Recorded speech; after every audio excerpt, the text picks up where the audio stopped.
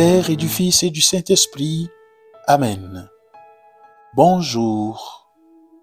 Notre vie moderne est particulièrement agitée, bruyante, remplie de mille choses, de mille occupations et distractions.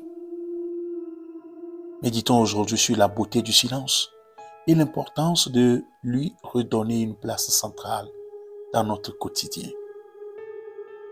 Commençons. Je m'installe confortablement et je ferme les yeux. Je mets un coup de frein à mes pensées et je porte mon attention sur les sensations liées à ma respiration. Son passage dans mes narines. Les mouvements qu'elle imprime sur mon corps.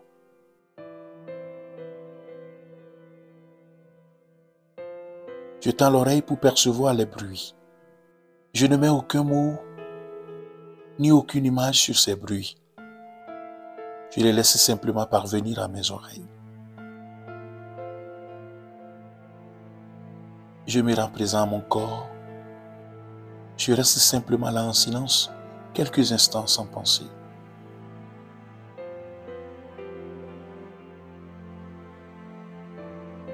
Silence. Aimer le silence parce qu'il me permet de me retrouver. Aimer le silence car il me permet de goûter à l'instant présent. Aimer le silence car il creuse en moi le désir d'intériorité, parce qu'il transforme ma superficialité en profondeur. Aimer le silence parce qu'il se passe beaucoup de choses essentielles dans le silence. Pendant quelques instants, je reste en silence.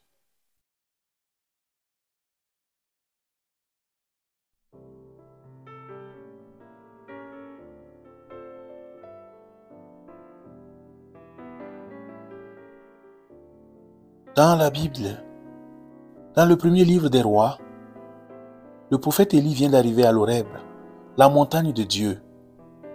Il attend que Dieu passe. J'écoute ce qui arrive alors.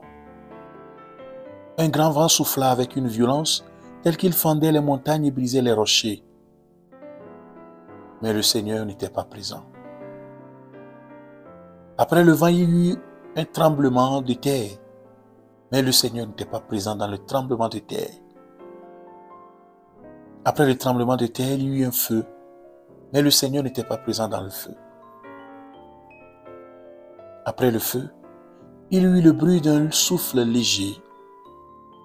Après le feu, il y eut le bruit d'un souffle léger. Dès qu'Élie l'entendit, il se couvrit le visage avec son manteau. Il sortit de la caverne et il se tint devant l'entrée. Dieu est présent dans la brise légère, dans le silence.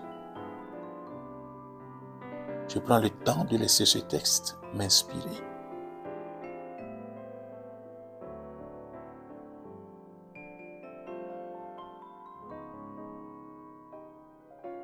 Dans le livre La force du silence du cardinal Robert Sarah, nous pouvons lire: le silence est difficile, mais il rend l'homme capable de se laisser conduire par Dieu, et l'homme ne cesse d'être surpris par la lumière qui jaillit du silence. Je reviens à ma respiration, aux sensations qui l'accompagnent. J'ouvre les yeux, je poursuis ma journée en priant ainsi.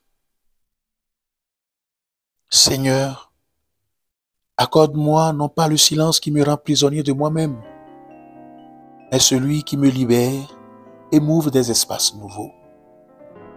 Non pas celui de l'égoïsme froid, indifférent et hautain, mais celui qui enracine, fortifie et purifie la tendresse du cœur.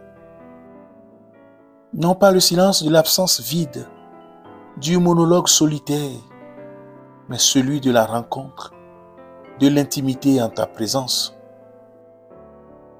Non pas le silence de l'homme qui fuit, mais celui de l'homme qui te cherche. Non pas le silence de la nuit du désespoir, mais celui qui attend la lumière de l'aurore de l'espérance. Non pas le silence de la rancune, de la haine, de la vengeance, mais celui de l'apaisement et du pardon. Non pas le silence envahi par trop de questions sans réponse, mais celui de l'émerveillement et de l'adoration. Amen. Que Dieu Tout-Puissant vous bénisse, le Père et le Fils et le Saint-Esprit. Amen. Merci d'avoir suivi cette méditation. Belle journée